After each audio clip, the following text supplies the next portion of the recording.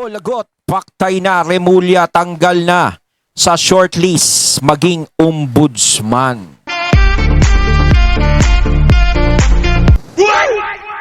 Ayan, syempre itong balitang ating matutunghayan ngayon ay nagmula kay Malacanang Watch 2024. At ito po ang inyong lingkod na si BT na magbibigay ng reaksyon at komento dito sa video na ating matutunghayan ngayon.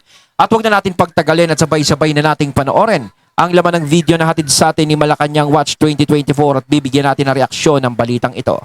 Pasok! Bigyan natin ngayon ng opinion, reaksyon itong post ni Optic Politics. Ayon, syempre bago natin simulan ng video ito, nais ko nga pala magbigay ng credits dito sa boses na maririnig natin ngayon at bibigyan ng reaksyon, walang iba kundi kay General Macana. Syempre, suportahan natin ang The General's Viewpoint, mga katunay, pakibisita. At syempre, huwag niyong kalimutang mag-subscribe at mag-follow para maging updated tayo sa mga vlogs, reactions at sa mga balita na inilalabas at inihahatid sa atin ni General Macanas. Ipagpatuloy natin. Good news po ito. Uy, good news! Sabi niya dito, good riddance. Remulla delisted. Natanggal na sa listahan, shortlist na maging ombudsman. Ayan! Good news nga ito, mga katunay. Ayan, natanggal si Boying, no? Sa list para maging ombudsman. Ayan. Talagang no? Talagang yung tadhana ang gumagawa, ang kumikilos. Di ba? Justice Secretary Jesus Boying Remulla has been delisted from the ombudsman shortlist. A partial victory for the Dutertes and for every Filipino who demands real justice.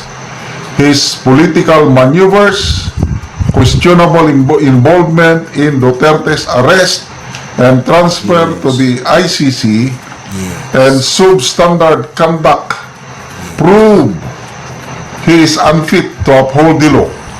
His exit sends a clear message. The ombudsman is for accountability, not political theatrics. Good riddance. Yes, totoo yun. Dapat kapag magiging ombudsman ka, kailangan patas ka dyan. Kailangan may transparency makikita dyan. Siyempre, hindi siya pwede dyan eh. Unang-una, yung sinabi nga ni General Macanas, isa siya sa mga naging na sa pagkakadala kay PRRD sa ICC. At isa pa, alam naman natin, is isa siya sa, alam nyo na, sa mga issue na dito sa mga Duterte, di ba? Alam naman natin kung kanino siya nakapanig. Maaaring kasing ang mangyari kasi is magkaroon ng bias, di ba? Siyempre, pag ikaw ombudsman ka, hindi pwedeng maging bias ka. Kailangan ng papakinggan mo magkabilang panig. Hindi yung isang panig lang. Riddance. So, good news po ito. Medyo mahaba-haba yung post niya. Basahin ko lang. In a development that should resonate across the archipelago, Justice Secretary Jesus Crispin Remulla has been removed from the shortlist for the position of Ombudsman of the Republic of the Philippines. Let us be clear. This is not a mere administrative shuffle. It is a partial victory for the Duterte, for the integrity of Philippine governance, and most importantly, for the Filipino people. Remulla's candidacy was, from the outset, riddled with contradictions. An ombudsman constitutionally mandated to uphold justice, ensure accountability, and shield citizens from abuse of power must embody impartiality, decorum, and legal credibility. Remulla, however, has demonstrated none of these traits. Wala talagang Hindi, sa totoo lang, no? Tama naman yun, no? Wala talaga siya doon. Na, kasi katulad ng sinasabi nga ni Senator Amy, di ba? Kumbaga, plan A sablay, plan B sablay. Ito yung iniisip ni Senator Amy na magiging plan C. Di ba? Ombudsman. So, para matigil na yung usapin na yan, yung pag-iisip ng mga plan C na yan, mas maganda, hindi na pumasok si Boying doon. 'Di ba? Mas maganda nga hindi manggagaling sa ano ng administrasyon, sa vibes, 'di ba? Mas maganda talaga is nasa gitna talaga yung magiging ombudsman. Kasi magiging unfair talaga yan eh. Halimbawa, yung mga Duterte nagpasok ng sarili nilang ombudsman, ganto ganyan. Siyempre, magiging unfair sa administrasyon sa mga Marcos yun. Pag yung Marcos nagpasok ng close nila, katulad niya ni Boying, magiging unfair naman sa side ng mga Duterte. So para mas maganda, ang papasok diyan para magkaroon ng transparency, ang papasok diyan sa pagiging ombudsman, yung talagang walang kinalaman sa alitan nila. 'Di ba? Kasi kapag may kinalaman, magiging bias yun eh. 'Di ba? Iba yung iisipin, gaya sa Senator Amy, 'di ba nakapag-isip na ganto, maaaring kung siya ang maging ombudsman, maaaring ipakulong si ganto, ganyan, ganyan, at pati na rin si Senator Amy. Pero siyempre, malabo yun dahil alam naman natin, kapatid niya pa rin si PBBM at hindi papayag si PBBM na ikulong siya. Diba? Pero may puntos din si Senator Amy na kailangan kung maglalagay ng ombudsman, yung walang kinalaman sa magkabilang panig para mapakinggan niya yung both side. His involvement in the controversial arrest and international yung transfer of former President Duterte was political theater masquerading as legal duty. It was a high-handed, constitutionally questionable move that flouted due process and tested the limits of Philippine sovereignty. Can a man who orchestrated such politically motivated maneuvers truly be trusted to wield the powers of the nation's top watchdog? The answer plainly is no. Talagang no way. Never, never, never again. Kaya magpasalamat tayo, Tumia, kung bakit siya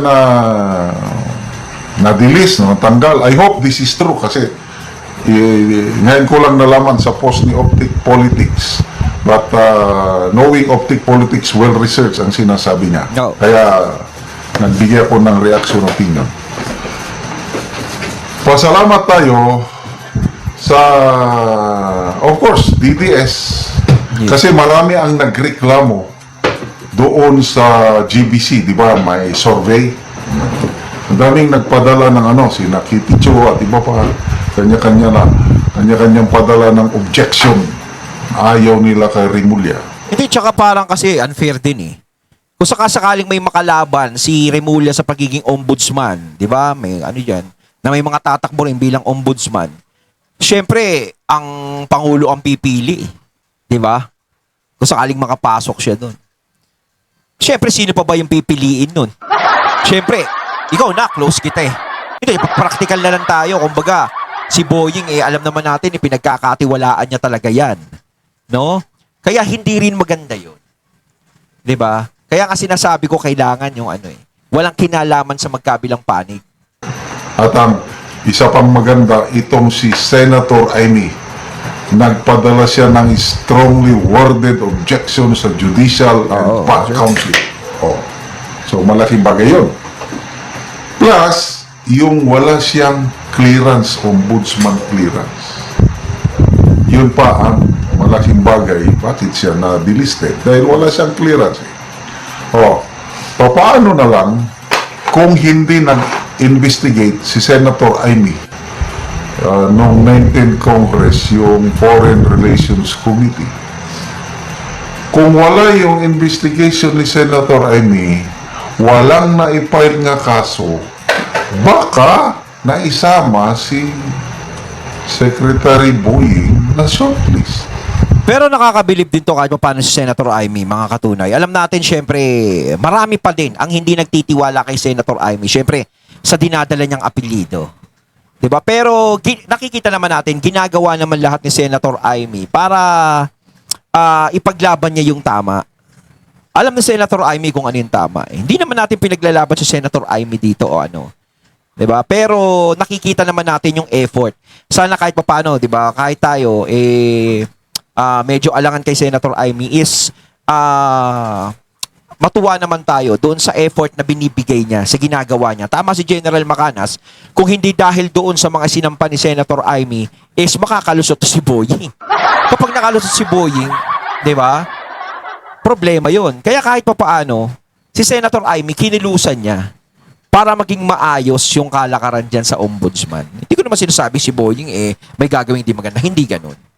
Di ba? Ang sinasabi ko lang, mas maganda kung ang uupo dyan bilang ombudsman yung walang kinalaman sa magkabilang panig. Yung marunong makinig sa magkabilang panig. Yun ang kailangan natin. Napatunayan na ni Senator Amy na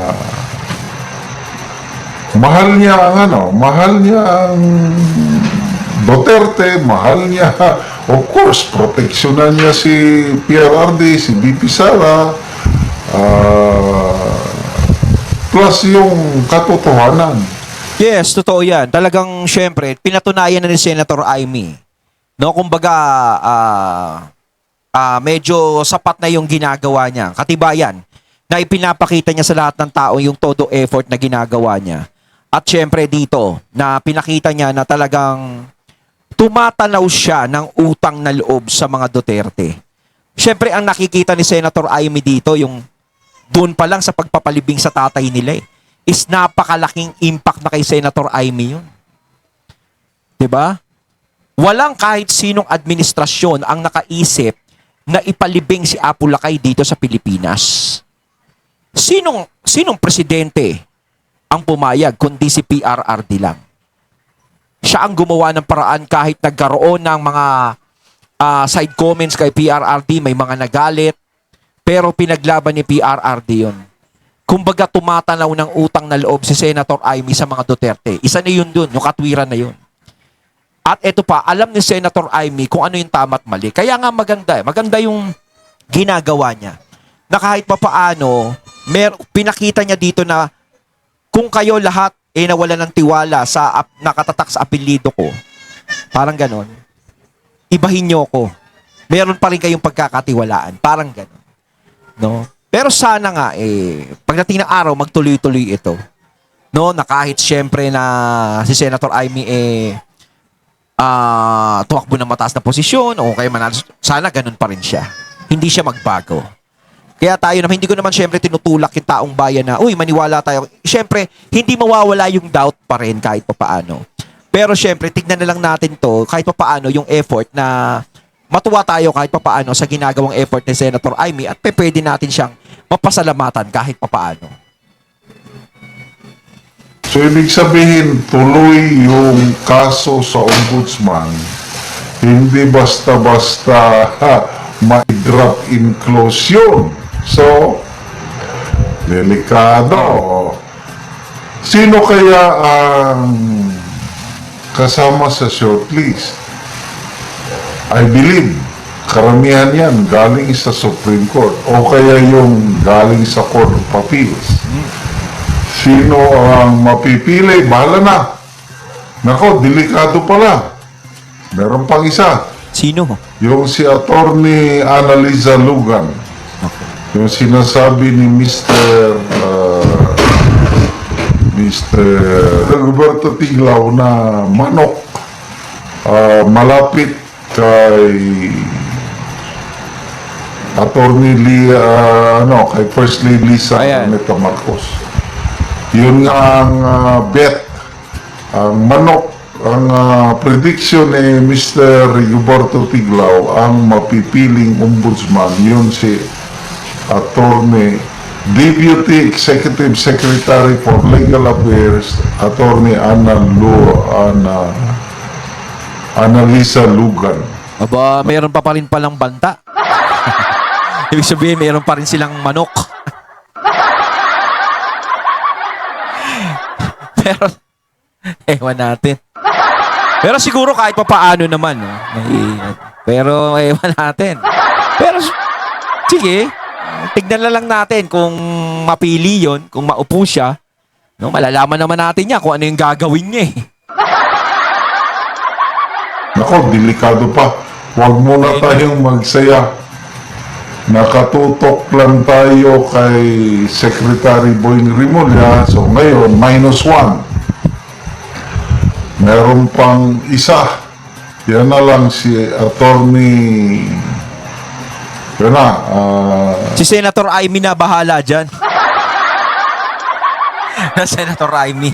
Total, kumbaga parang kinilusan na naman ni Senator Amy. Medyo, Senator, baka pwede lubos-lubosin mo na ng konti. Hindi kailangan talaga, di ba? Siyempre, yung transparent kailangan ipasok dyan. Di ba? Tayo. O yung walang pinapanigan. Mahirap kasi yung galing, o may manok, o manok ko yan. O, di ba? Magpapaano pa tayo? Magpipilian pa ng ombudsman kung alam nating may mapipili na talaga. Di ba? Parang yan, planted yung mananalo, parang gano'n. Ana Lisa Lugan. Oo. At sana, manaig ang katotohanan, Yes. fairness, equality, ang manok ko, yung tatlong galing sa Supreme Court. Yun naman Isang talaga. active si Justice Samuel Gerlan, active siya ngayon. Katulad noon si Ombudsman Martires, Kaya ang problema nga dyan, di ba, General Macanas, ang kumukontra talaga Supreme Court. Ibig ko sabihin, yung mga masasamang balak, di ba, is pinipigilan ng Supreme Court.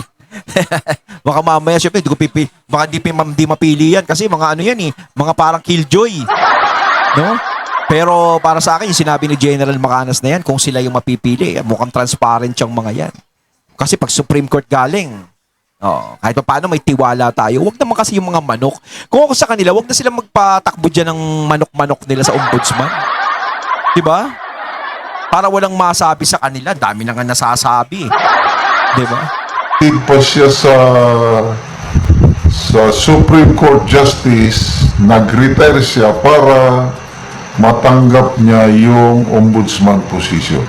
So, pinaka-the best talaga kung galing sa Supreme Court ang maging ombudsman. Yes. So, good luck, Secretary Boying Rimulya. Ayun, natating natunghayan ng video na nagmula kay Malacanang Watch 2024 at syempre natunghayan natin ang boses na yun na binigyan natin ng reaksyon na nagmula kay General Macanas. Kayo mga katunay, anong masasabi nyo tungkol dito? Comment lang po kayo sa comment box. So once again, I'm BT and I'm out. Peace.